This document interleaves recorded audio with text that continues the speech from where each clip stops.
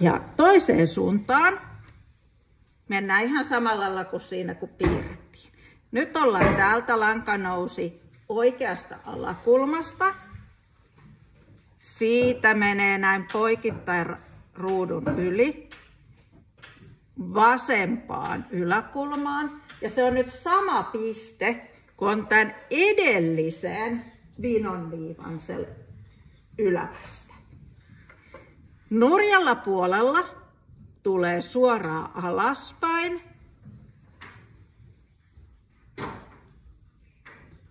Ja sitten nyt kun tullaan tähän suuntaan, niin lanka taas pitää aina olla täällä oikealla, ettei se tee samanlaista kuin äsken.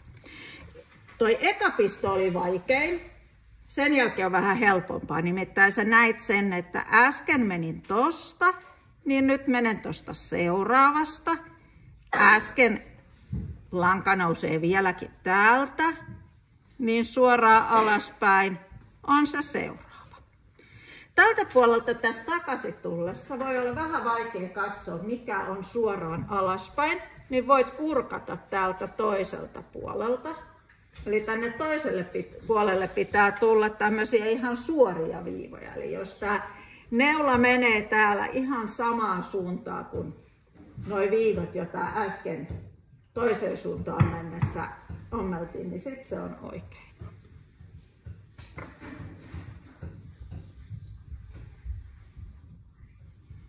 Ja tätä tehdään täältä.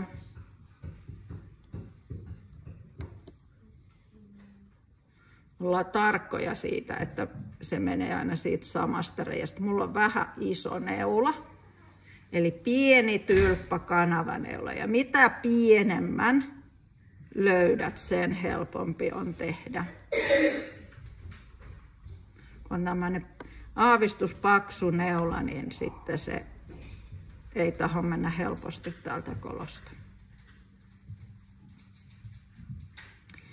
Kun tullaan viimeiseen pistoon, niin sitten et tulekaan suoraan alaspäin, vaan sitten pistät vaan tänne nurjalle puolelle.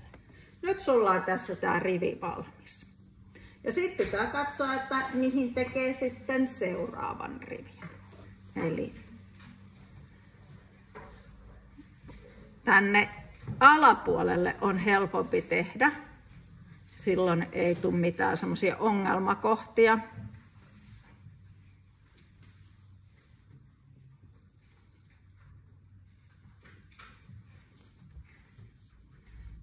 Ja täällä huomaatte, että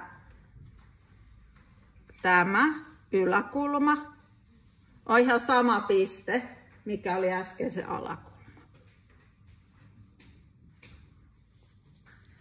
Ja sinne tehdään sen mittainen, kun sun suunnitelmassa on sitten tällä värillä tehdä. Eli tehdään ensiksi. Täällä nurjalla puolella voi tehdä pieniä hyppyjä. Eli jos sinulla sitten seuraavat pistot olisikin täällä, se on ihan mahdollista mun minnekään ihan hirveän kauas. Älä hyppää, vaan sitten pitää päätellä lanka ja laittaa uusi solmu ja aloittaa sieltä.